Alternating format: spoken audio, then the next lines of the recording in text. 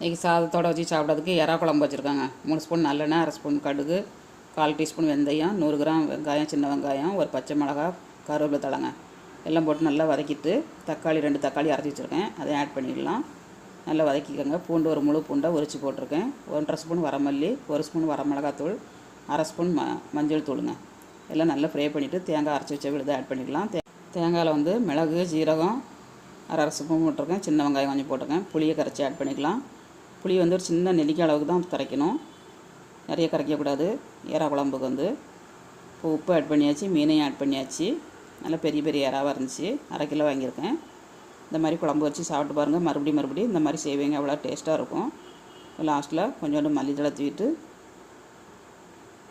கிண்டி இறக்குனோம்னா அவ்வளோ சூப்பராக இருக்குங்க. அடுப்பை ஆஃப் பண்ண பிறகு எப்படி கொதிக்க பாருங்கள். வீடியோ பிடிச்சிருந்தால் லைக் பண்ணுங்கள். சாதத்தோடு வச்சு சாப்பிட்டுக்கலாம். மீண்டும் நெக்ஸ்ட் வீடியோவில் சந்திப்போம்.